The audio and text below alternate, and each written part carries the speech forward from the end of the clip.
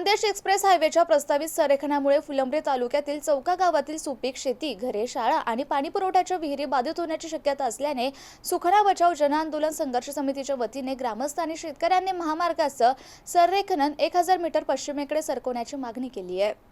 महामार्गाच्या सध्याच्या संरेखनामुळे अनेक कुटुंबावर विस्थापनाची वेळ येणार असून मोठ्या प्रमाणावर सुपीक जमिनीचे नुकसान होणार आहे। त्यामुळे अनेक कुटुंब उघड्यावर येतील। शिवाय रोजगाराचाही प्रश्न उपस्थित राहणार असून विकासाला विरोध नसला तरी मानवीय दृष्टिकोनातून आणि कमीत कमी हानीच्या तत्वावर संरेखनात बदल करण्याची मागणी करण्यात आली आहे। महामार्ग 1000 मीटर पश्चिमेकडे गेल्यास चौका गावठाण वस्ती, शाळा आणि स्मशानभूमी संपादनापासून वाचतील। तसेच पश्चिमेकडील जमीन प्रामुख्याने नापीक आणि माळरान स्वरूपाची असल्याने बागायती शेतीचे नुकसान टाळता येईल।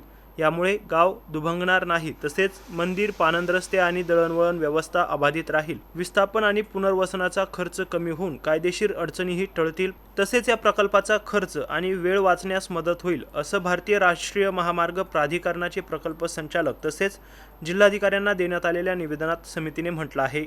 या बैठकीला माजी सभापती दगडू वाघ, माजी सरपंच संतोष वाघ, अशोक वाघ, अजिनाथ वाघ, बबन वाघ, रामभाऊ डोंगरे, किसन वाघ, वाल्मिक डोंगरे, शेषराव दराडे, दत्तात्रय डोंगरे, सांडू डोंगरे, राजू डोंगरे, विजय डोंगरे, भानुदास वाघ, शामराव वाघ, शांतीलाल कोठाळे, शंकर बोंगाणे, भाऊसाहेब गुंजाळ, विलास वाघ, डॉक्टर रामेश्वर शिंदे, संतोष बोंगाणे, गणेश वाघ, पंडित वाघ यांच्यासह शेतकरी मोठ्या संख्येने उपस्थित होते।